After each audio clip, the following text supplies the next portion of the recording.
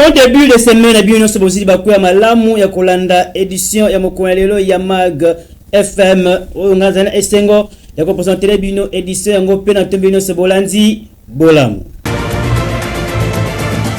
Sikata font la casse à Baston Bisso et Sengna Bino Koeba et Maître Tony Muzola au cadre ya parti politique RCK Okumoka Bongo pa ya Samuel Masambuki ya Kitaki kuna na district ya Lukunga mingi na commune ya Ngale mapena kan monga ngapona ko sola na base na ye mingi pona ko conscientiser bango na tina et baeba ndengini ya kosala mosala surtout pour na moyen de survivre na bango na ba détail na élément oyo.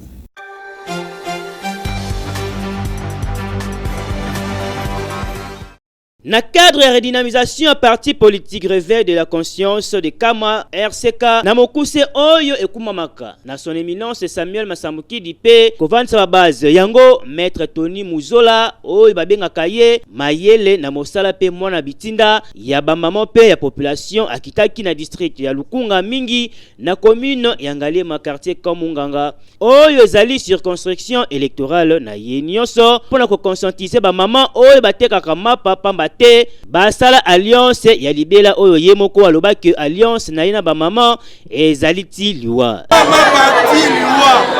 pourquoi na bandi na ba mama mapa na yebi pourquoi na bandi na bino c'est que naza na bino na tomboli bino botombola mwana na bino. Maître Tony atalisaki bango lisusu comment koboye maloba nyonso banogolo miso oyo balingi élection esalama te na 2023 p arassuraki bango que élection ekosalama na fin 2023 p asengaki bango kopesa ye confiance nyonso mpona korealize baprojet oyo azali nango mingi mpona district ya Lukunga pe ye moko abelelaki posa na biso eza nini po mwana na yo azanga su musala te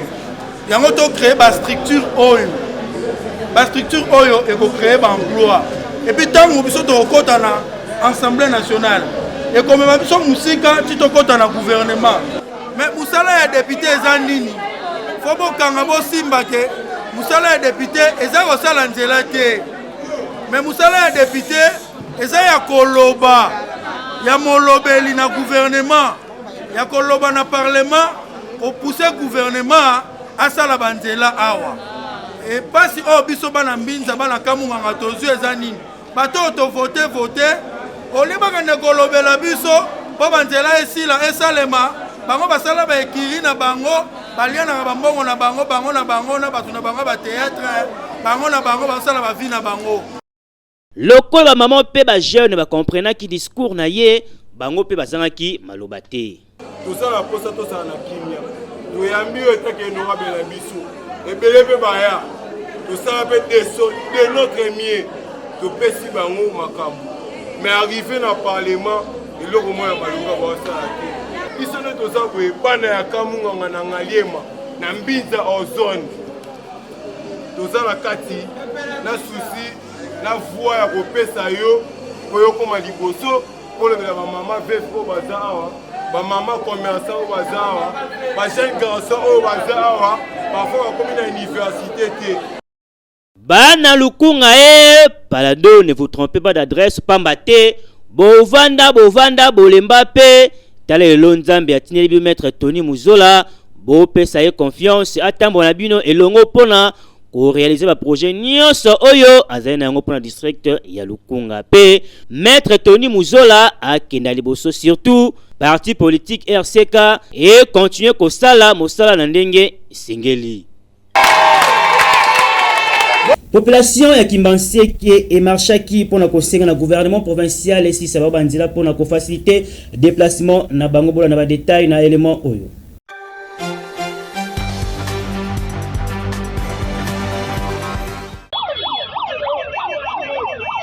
Basanganaki bango nyonso liboke moko ba jeune ya commune ya Kimbanseke babimi na nzela objectif moko bazali nango kosenga na bakonzi po misala oyo bandi ekatana te ekende tina suka po bango balembi na bango mutuke kotaka te mvula kutu soki enoki nzela oyo bondimelanga ezalaka nesika kotia lokolo te po soko meki ocholi mai ndenge esopanaka awa bana Kimbanseke ekomela bango milelo na milelo yango turo balobi bakotia mbamba pote misala ekoma tina suka. toye awa pona ko réclamer c'est eloko moko ezali route na biso ya Kimbanteke. Route ya Kimbanteke avenue de la deuxième république. Zera na biso oyo ça fait 3 ans yango oyo toza ko vivre na situation moko de ba délicate oyo ezo ko permettre que biso to vivre malamu. Na yango tozali ko pesa message ba konzi ya mboka. Wana misala tomoni yango ezongi. Tolingi misala wana ekende tina suka. Toboyi lokola mbaleleki misala ebandaki pe bakataki yango. Kasi ya tout oyo tolingi misala ekende tina suka. Pe wana ko permettre biso population de vivre na kimia surtout to vivre lokola bandeko basusu o bazali na bakomi mususu bazali ko vivre comme bandeko bazali na kati ya ville ya Kinshasa. Kasi biso oyo lokola bazali na périphérique bakonzi ya mboka bazali kotala situation na biso te. Kasi na kati ya marche oyo basepelaki te po la police epanzaki bango ne bandeli. Bango balobi bayeli na bango eloko mususu te balingi kaka balobake balembi nzela oyo po paseleki baumeli neta oyo ya konyataka makolo mikolo nyonso bango ba jeune balobi il faut balobe la commune na bango. Les jeunes sont motivés pour la marche pacifique. Marche de musique au fondateur, c'est le camarade de tout aller ma fils catholique là, les jeunes musiciens qui combattent que la marche, ça marche pas pour être pacifique. Mais chose grave, pays où est démocratique de votre comme un projet, parce qu'on empêche biso c'est comme biso de l'événement. C'est pas la biso on a marché. On a fait ça à le 2010 de bouquet là on bouquet. Ce soir réclamé pour la biso. Nous avons fait un transport, makasi, ndeleza te. Nous avons l'état de droit, nous allons libre de s'exprimer, de faire sa volonté, pour le peuple allait venir comme. Voilà pour ça la mission. Donc il y a beaucoup de mission te, c'est là où la cimetière la tout le monde a mal qui m'a route Kimbanteke et bandi esika place Sainte-Thérèse Esuki na commune Njili et kei ti na cimetière ya Kimbanteke. Kasi soko komi kaka na dokolo ti okoma na cimetière ya Kimbanteke kune keye zongi mame okotambola makolo pe ko bweta misu okotika no komona mutuka te. Ba moto o emeka komata koto yo en tout cas bondi melanga nyekese poko mandaku mabibi ya ndengwana kanda kutu koloba te po bana Kimbanteke bango mo baebi passe na bango balobi ya mbaloyo ye moko le président de la république ayoke la bango tamawa yango moni bango ba peseli na mukola lelo po likamboyo eleki ndelo. Bakino apesi makanisi na bango mingi pena o etali futur président ya République démocratique du Congo Tolanda.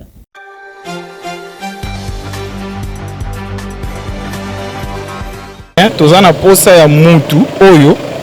akoya kosala mariage ya pensée na peuple quoi. Donc désir ya peuple na oya zoya nango ebalana. Donc nous n'avons pas besoin de la personne. Quand on est congolais, oya zoya na pensée moko oyo et ko soutenir peuple yende to ko voter as la président quoi. On a senga peuple nani mokonzi otozela na mbala oyo liboso changement. Après changement abungisi libiso bamboka banzela siko dollar ezo mata tolingi dollar ekita siko tozala l'aise tozala misale belé po tozana diplôme ebele ba nini ba gradué ba D6 ba licencié mais tokumo bola ka ba moto mais misale ezate poza o sika ifata na banzela na biso ata la pena musana na biso to sa ne chinga buna na chauffeur à moto na Kambungu. Poza oya akoya sika il fallait atala pona souffrance na biso kolia na biso apa wana nzeleza peu propre totalement peu à l'aise kimezala bande o ba voter il faut pas voter muntu oyo azoloba likambo oyo ko salima pe esalima to limiter que o muntu oyo akoya akoloba makambo ya bien mais suka tant to voter akoma yesu makambo et ou bien apesi biso mukongo wana to boya soki yo za président oye pour na mboka ya Congo donc il fallait aussi au peuple à singa soki olingi osala enregistrement ba sona yo na ndenge esengeli sala confiance na studio liloba bango kuna babetaka yango dada na ndenge ya kosakana te.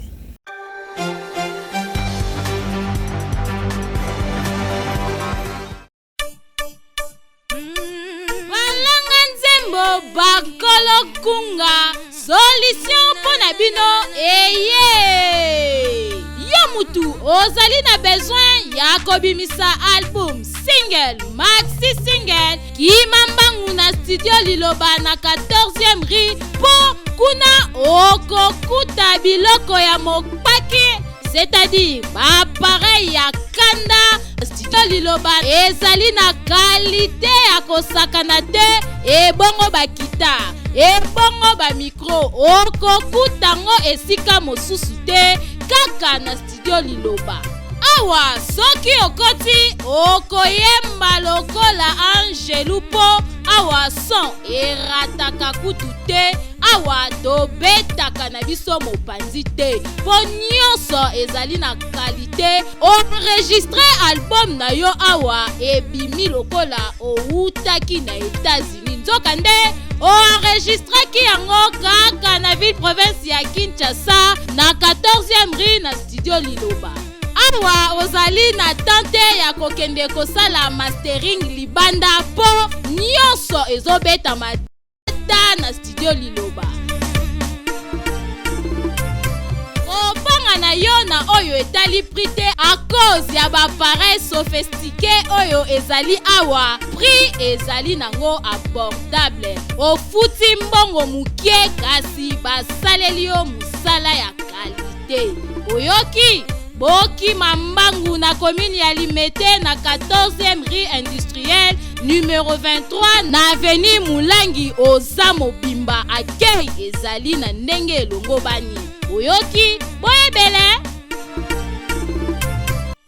Toki Mambangu kuna na wenzi ya mabaya esika oyo wapi bateki mabaya balobeli na micro ya Mag FM mingi na oyo etali difficulté o bazwaka na mosana bango tuna ba detail na element oyo.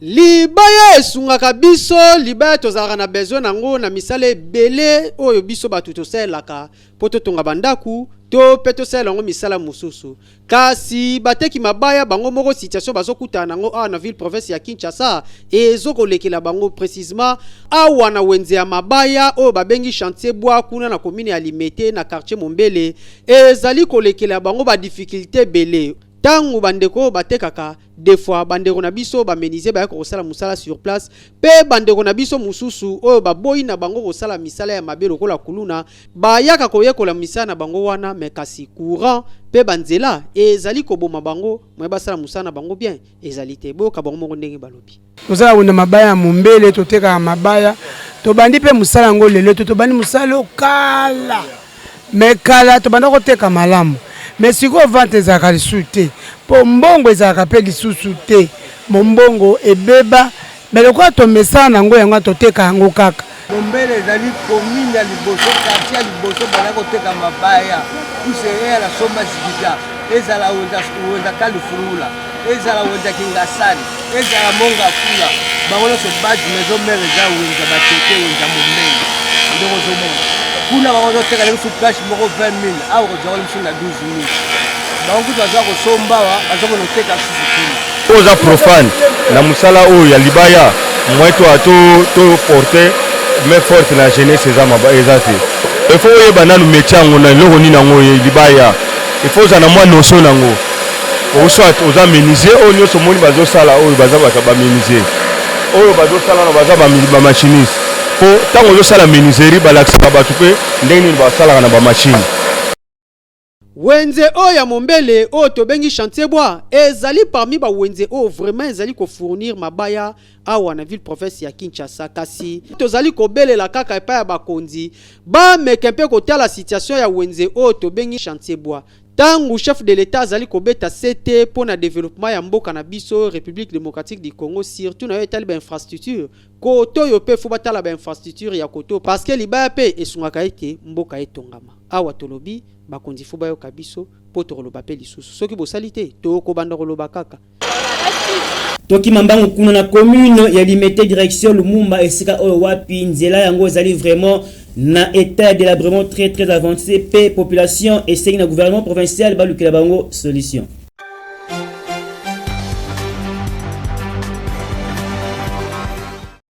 na commune ya Limete précisément na direction Lumumba ai awa match za mabe makasi direction Lumumba oto ebi ezali direction moko tellement stratégique mais situation nango awa ezali mabe makasi soko bandi banda côté après sa université o koti malembe po kende robima 12e ri prince yango nyonso e bukana déjà a on a entré à université okokuta libulu moko esalema wana mituka moele kamalamu ezali te e créaka kutu mama na embouteillage soko koti opusa liboso okokuta lisusu ba mabulu ebele esalami ya mike bele e bongo soki o progresser po kende robima na pont oyo ezoko kabola bango na 12e ri okende kokuta mama na libulu esalema wana mikoleleki awa ba travaux ebandaki ya kotonga yango ba bandi kotonga totala boye baya babendana bakati na bango ba travaux bazotonga lisusu te population côté bazali ko comprendre te kenzela oyo ezali nzela moko ezali tellement stratégique soki outi banda ya ba côté ya bakitambo magasin oye prince Kasavubu tout droit tango komi côté ya Mariano okota na yo nzela yo babenga nzela ya Mompono soki oye yango ko ina kapela tango bimi na prince ya université ozumba la moko nzela oyo ya Lumumba erobwaka yo na boulevard Lumumba tango komi na boulevard Lumumba kisela ti na changu mbala moko ko ina aéroport kasi situation nzelo ezana yango ezali ko bloquer circulation il faut kaka batu ba balukati ba victoire to ba balukati na bongolo o ezali ko pesa pasi parce que tango nzelo ezala ki bien et des engorgés qui côté à bongolo embouteillage ezalaki lisusu te Victor Kutu ko lobate côté à première ri oya pepele parce que ba mitu kebele soki uti ba côté kuna na lobby tango ekota boye mbala moko ko ina nzela oyo pepele ti destination nango wapi aéroport kasi situation oyo nzela oyo eza nango population ya côté okutu babaye na bango tango bamoni mikwa Mag FM balobi bandeko toloba na biso te parce que niveau tolobeli awa to ebite to ndimite ke bakonzi bayo kaka biso to bwaka misu boye totala bandeko bango moko bazali ko bongisa to tuni bango na coulisse balobi ndeko comme ça côté na biso toza na choix te biso moko tozali ko bongisa nzela na biso malgré tout eza musa na biso eza musa l'état mais kasi biso toza na choix te tozo yango na maboko yango wana biso Mag FM to bisi bakonzi ya l'état surtout bandeko bazali na charge ya ko bongisa banzela au président de la République azo telemla ba infrastructure awa na ville professeur Kinshasa il faut nyonso songa kitoko bandeko botala na situation ya nzela Lumumba awa na commune ya Limete na quartier Mombele po awa match za mabe makasi tolobi to continue peka koloba soki boyoki te ceux qui otambo la ville président Kinshasa ko remarquer que ba maison commerciale mingi et commandé ndaku ya kolala to barate ceux qui est commandé nyangwana bango moko bazaki malobate na micro ya FM Mag.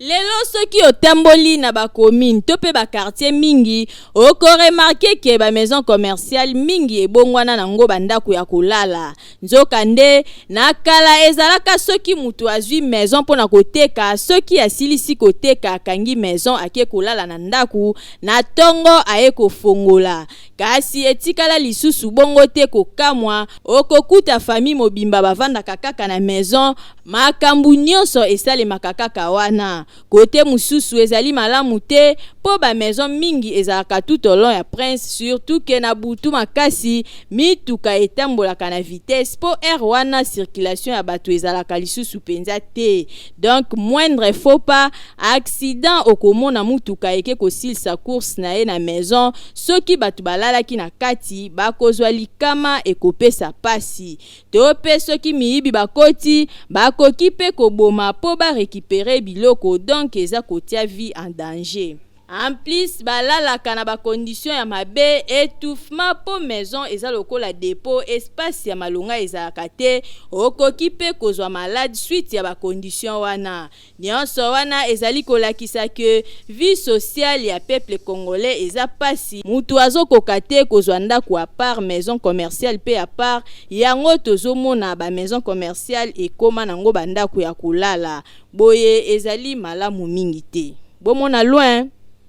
Centre hospitalier Dominique Leker wazali wana pona bi otungisa ma maladie ya ndenge na ndenge bokima kuna bokotika jamais kozala déçu.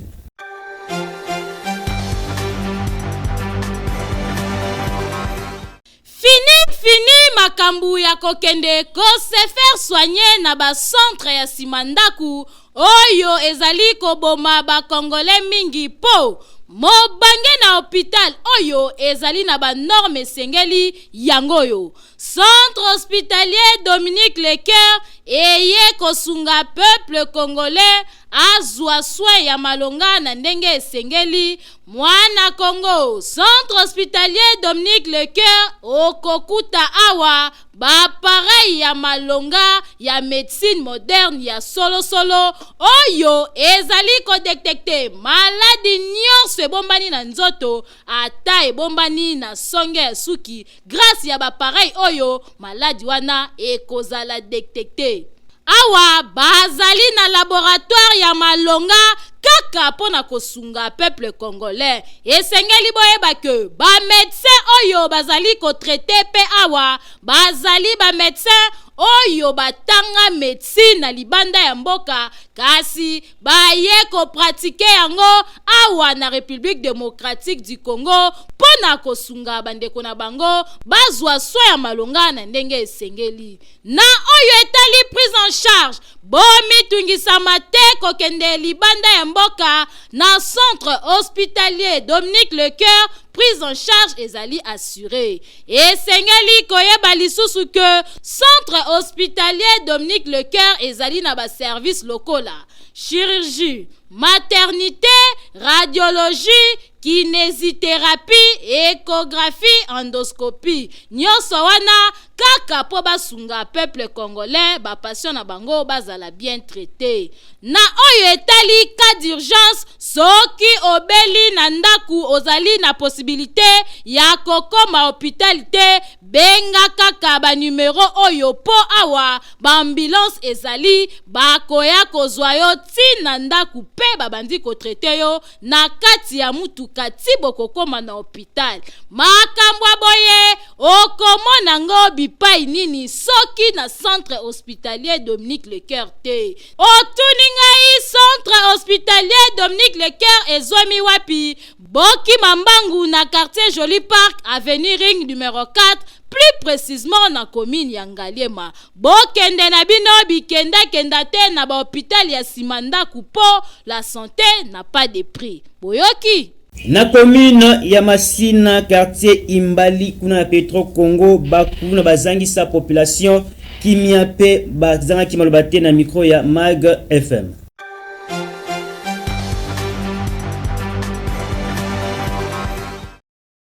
Namasina Petro Congo, plus précisément na quartier Imbali, population ba commune insécurité ya makasi po kote oyo ba incivique bana oyo ba bengaka bakuluna bazali ko déranger bango makasi po na kobima kozonga na ba air tardif et komi pasi ba misusu kutu bazali ko kipete ezala na moi ko tcha désordre ko papa batu machette population ba kendaki kolela epa ya ba policier kasi bazwa suite ya malonga te po ba policier ba pesaki bango réponse que bazali ebele te pona kokende kolanda bango moko pe bazali ko batela bo moina bango tala bongo ba lancer message que non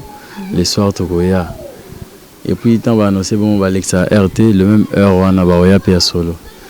on m'a fait bailler bah ça mais et ça il se passe parce que ce bas ba annoncer air bon même les policiers va informer na mais bah toujours en retard il y a scène de jeu Salim sabotage là sabotage à ba panza bilo batu ba on a bon bandi ba bitumba au sentir que bazoki sani ba katani ba maboko donc ils ont vraiment que no bitumba au sentir que non batu bazoki ba na koto aussi ba ba koto ne peut américain se pende ni nyongo il paraît que bazali ba rendre na bango et puis ils sont venus donc saboter saboter donc bah saboter va venir sur côté bah porte bah tout côté chez nous ils ont cassé bah qui se porte et puis bah maman bah vitre aussi quand ils sont ba kuluna ba melaka ba diamba wana ba loto ba stupéfiant wana ba loto ko bani ba policier pe bazawana et ba policier pe bazozwa quelques kuluna ko ba éclaireur na bango bazo tambola na butu na ba 19h20 ba ko ba éclaireur alors pour arrêter les jeunes innocents jeunes filles azoya jeune fille na jeune garçon azoya oh vous avez moitié de mobile. Na mbogo za ba embouteillage mutamu so mwana classe azoya il faut pas déranger. En tout cas, awa tokosenga na ba autorité baye bananu ko renforcer ba élément na société oyo ezali na quartier Imbali pona koyeba kosala patrouille population bazala na kimia po modèle bakomi ko vivre ezali kitoko te. Opération Likofi ekenda wapi ba autorité ba meka kozongisa opération Likofi po makambo oyo esi la congolais akomi kolela azali kovanda kimia te na mboka na ye moko boye kitoko te. ezali kambo ya kokama na Kinshasa soki ba déboucher ba caniveau batika yango kaka bongo komona après moment ba salité ezongaka na kati pepe sa population lisusu pasi yango wana balelaki na micro ya magazine na bino.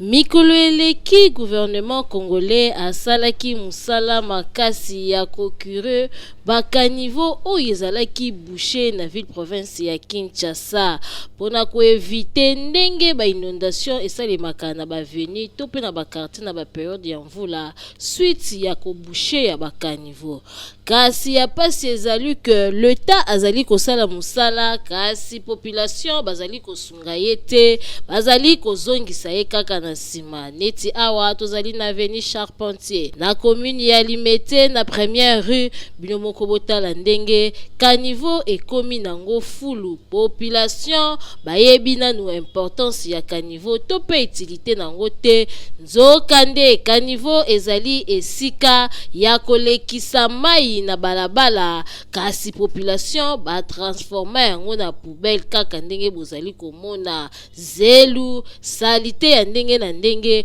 oyo ezali kopesa pasi mingi pendant que na période ya mvula awa na veni oyo okoleka te po modèle mai etondaka po ezalaka na esika ya koleka te awa tokobeta kaka sete na kointerpeller population bayeba ke caniveau ezali nzela ya mai ezali esika ya kotia bosoto te awa botondisi yango na bosoto tangu ba mai ekobanda kokota bokozala bato ya liboso ya kolela bakonzi batalela bino likambo bozwa conscience.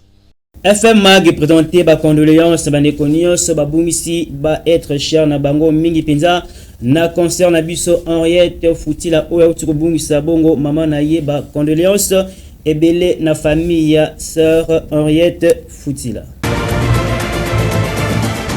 Tokomi na ba page rose.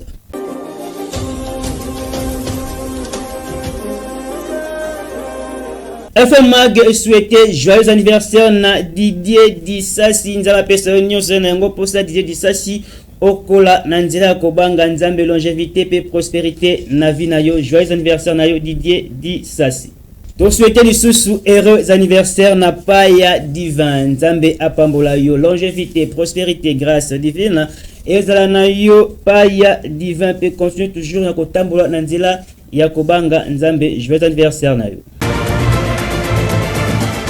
Na élément oyo to boucler complètement édition ya mokolo na lelo oyo ngai igolo kalekeros de la presse congolaise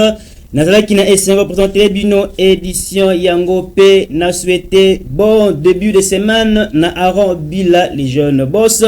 oyo asimba uniquine mobimba tambo toujours na nzela ya kubanga nzambe surtout médecine ozoko sala okoma futur docteur awa na République démocratique du Congo. Ngana bino tokutani mikolo ezali koya soki nzambe oyo akiali kolona se a zongite.